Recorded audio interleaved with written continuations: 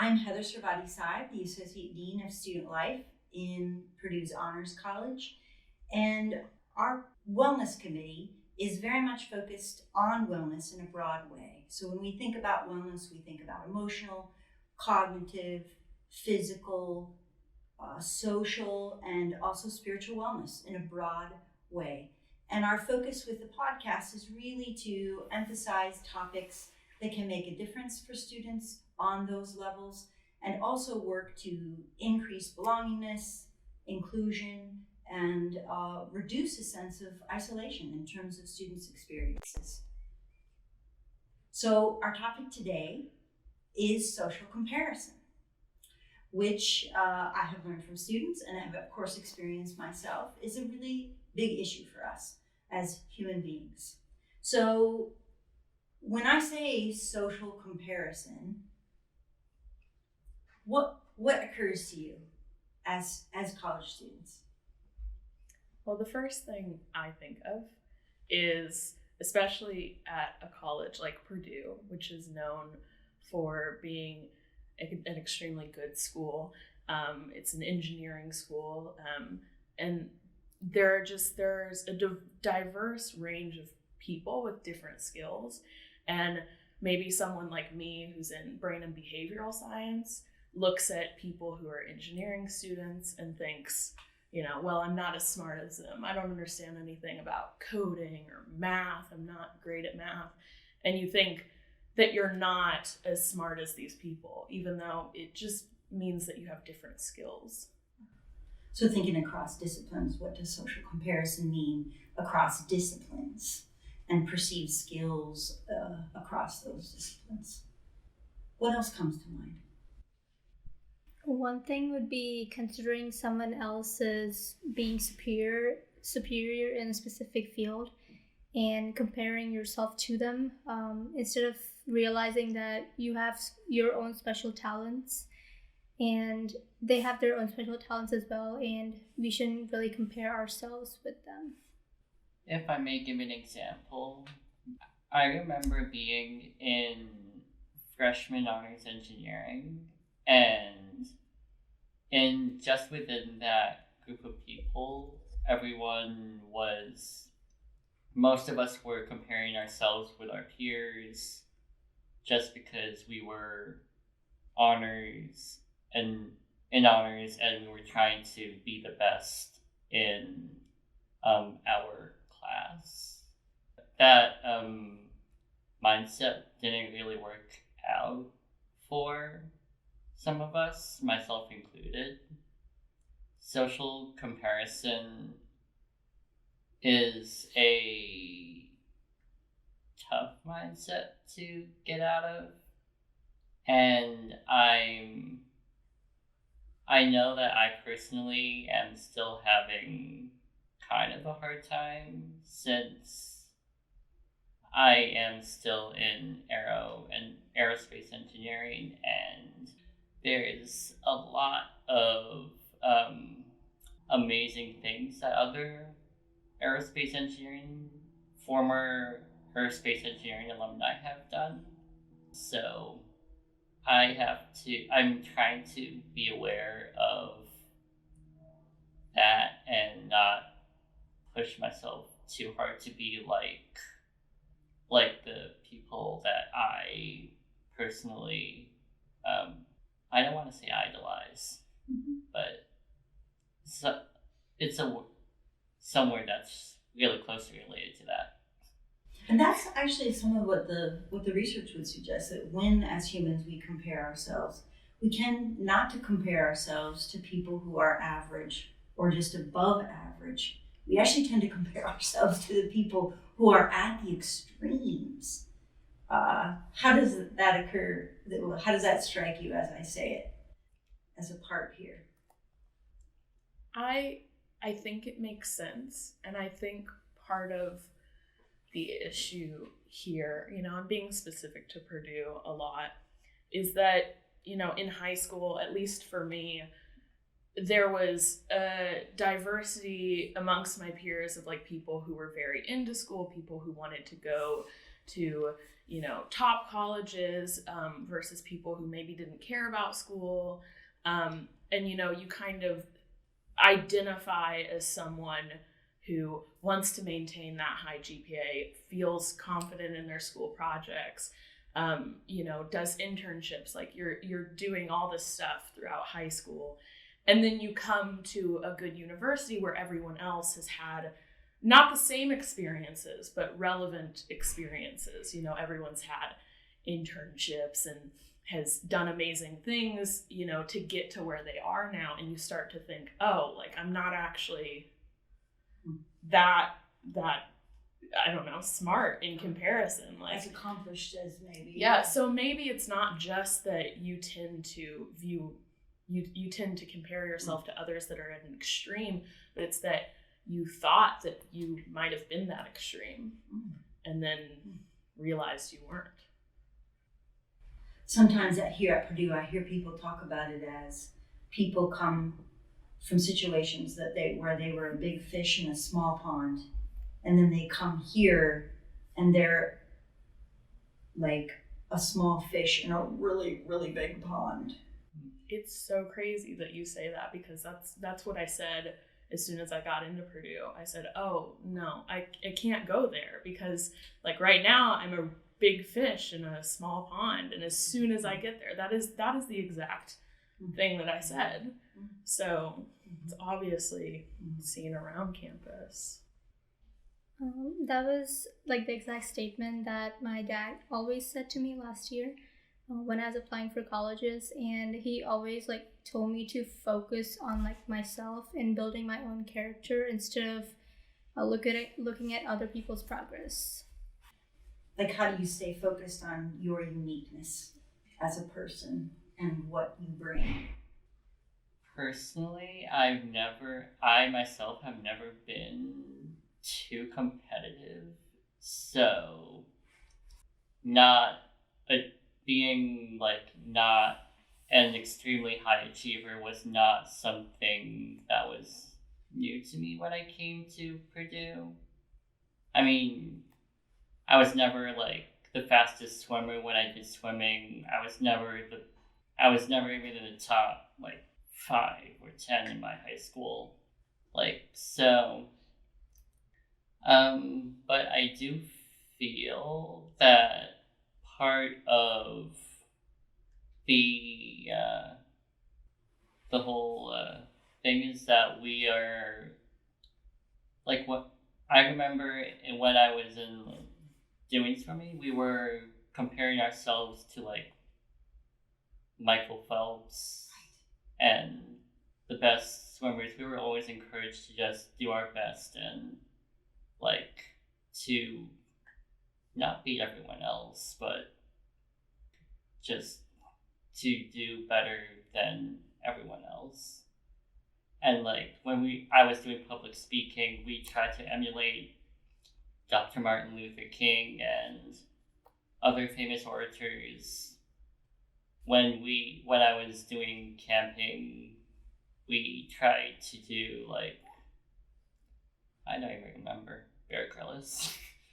But yeah, we were always encouraged to compete, to try to outdo our peers. And I personally have never really been about that life, but I do understand where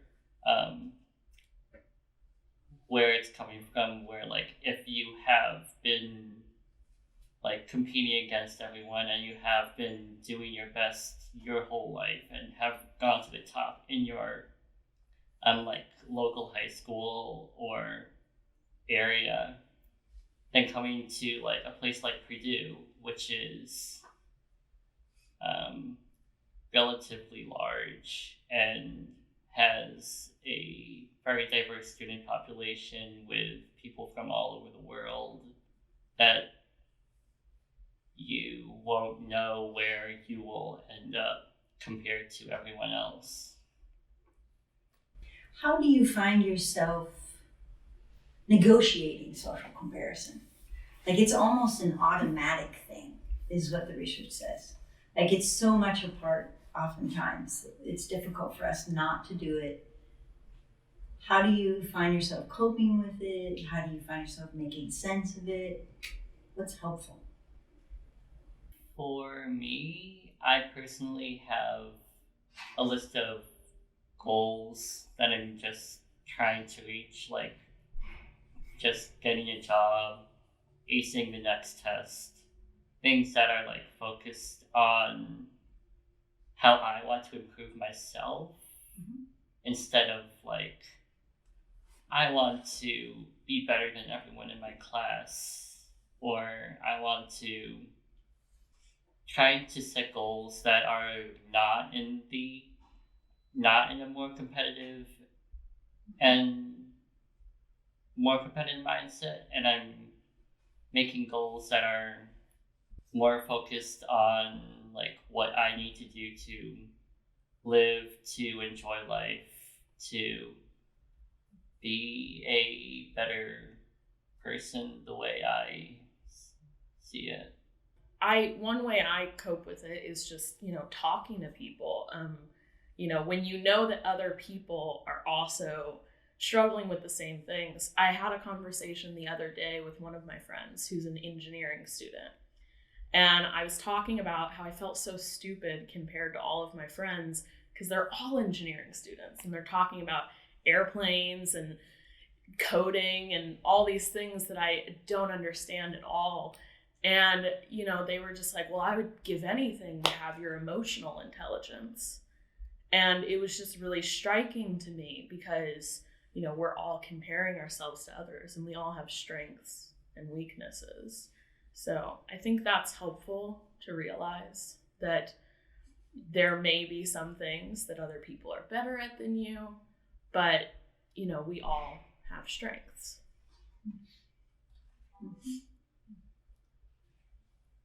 Another way of coping would probably be looking at like how much progress you have made each day or each week. And this is important for the long run because like all of the different amounts of progress that you would make each day or each week can account to quite a bit for the long run. And this can help overcome social comparison. And even that building that internal skill of having an internal compass, maybe, if I use a metaphor. How am I sensing my own path? How do I stay focused on my own path? Rather than thinking I need to follow the path of someone else. So those can be inspiring, as you say, encouraging, even thinking about who are the idols and how might you strive, that you use them in a way to motivate you, but not in a way to bully yourself, to use your words. How do you see other students bullying themselves? And what do you think can happen socially on a campus like ours for students to begin to combat it among each other? Do you know what I mean? Yeah. How do we create a culture? I think one thing that's very apparent in the honors college especially is that, we're all striving for this honors title. I've seen it a lot in like my first year honors class where we're all kind of like trying to prove ourselves that we actually belong here. I mean, everyone comes into college with a little bit of imposter syndrome. So especially as an honors student, you want to prove yourself, prove that you belong there. And it can start to kind of break down your relationships with your peers if everyone's trying to prove their value to the other ones and everyone's just kind of like, I'm smart, it's fine. But what we could do, talking about it is a pretty big deal. I just don't think enough of us talk about our experiences with social comparison and how often that's a factor in the way you think. So in some ways, my question was like, how do you observe it? but in a way you observe it non-verbally maybe, and not enough verbally. I'm just throwing that out. Yeah. I tend to see more students doing actions than like talking about their talking about what they're doing. Like, I don't know, students pulling all-nighters, trying to put off eating, drinking water, going to bars more often, and just leading a less healthy lifestyle overall than what they usually do. Yeah, it sometimes seems like, everyone's trying to one up the other on like how little sleep they can get that night. I've heard that. It's very much like, oh, you got 2 hours of sleep. Well, I got 30 minutes of sleep, so beat that. And it's like it's this unhealthy behavior that we're kind of encouraging because it means you're working harder, you're striving for more, but really you're just hurting yourself. For me, like one example would be when I moved here from India in 2011. Even though I went to an English school, my English was terrible, and I had a really thick accent, and I was just like, I began comparing myself to all of the people in my school who had like lived here forever, and comparing my English to them, and I would always feel really bad about that. And as the years went on, I started like focusing on my own English skills, and I began realizing how much I've improved since then, and basically began avoiding social comparison for that specific. Let me throw something out to you and see what you think about it. So for me, I look at each student that's here at Purdue and I think how amazing it is that they have the unique knowledge, skills, and attributes that they bring. And I just wonder how others don't see how amazing it is that each person has such almost like a fingerprint, right? Like a unique ability to contribute and impact the world. And I just wonder how it is that we foster that, that recognition of that. I really don't know, honestly. I've been wondering the same things for years. I just getting close to someone, having a relationship with someone, increases your awareness of how amazing and unique they are. I could tell you any unique qualities about my friends, but when you just see people, walking around campus, maybe you hear them talking about that A they got in that class, or, you just briefly get a glimpse into their life. You're not going to immediately see all the unique qualities that they have to offer. And I think it's important for people to just, I don't know, try to bond, maintain relationships with people, and, learn to connect as individuals into one cohesive unit. Like belongingness makes a really big difference. Yeah. But I caught something in what you said, so I'll throw this back out to all of you. It's easy to see the unique, amazing qualities of others, and perhaps less easy to see the unique and amazing qualities of ourselves. I mean, I've definitely experienced it. That moment where you're really upset with your friend for not understanding how great they are. You're like, why are you bullying yourself? You're great. And then you bully yourself, and they're like, why are you bullying yourself? You're great. What are ways to combat sort of that self-bullying? I personally found that the more people that I've gotten to know, the more friends that I've made while I was in college, the the less I thought negatively about myself, and the more I started thinking about, like, hey, we can do things and have fun. And, like, that, because, like, my relationships with my friends have been positive.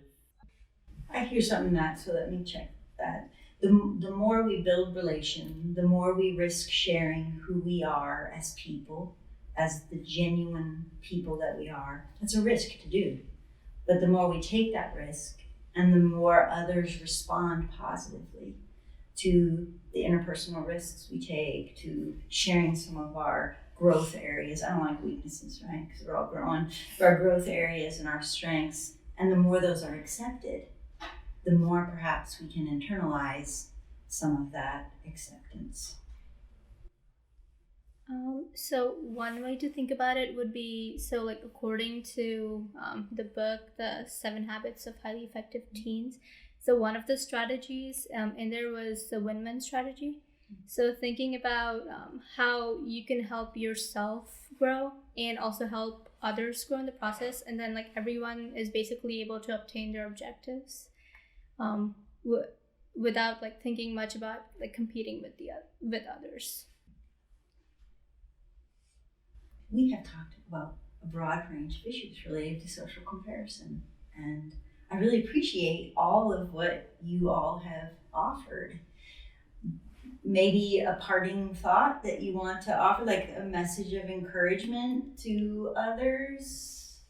I think one thing that I would hope people take away from this is, that talking about your experiences with social comparison, to me, is a very important element.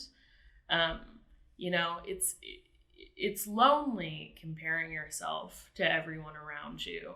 So if you just have the courage to, openly discuss it with your peers, maybe with an adult that supports you in some fashion, then that could really help. And I hope you'll feel comfortable doing that. One thing that I would want to leave with everyone listening would be to not be afraid of reaching out, meeting more people, because comparing yourself to others all the time is a very lonely endeavor, and making friends and being social can go a long way to improving your own sense of self and the society around you. Another thing would be that everyone should understand that all students at Purdue come from different backgrounds, and they all have different special talents and skills that make them different. And it's like important not to compare yourself to people. I know like it can be sometimes essential when you compare, because it can motivate you to do better in something, but it's just important to understand that everyone's from different places and everyone's basically different. Thank you all again, and thank you to those who are listening, and watch out for additional episodes of the podcast on a whole variety of other wellness related topics.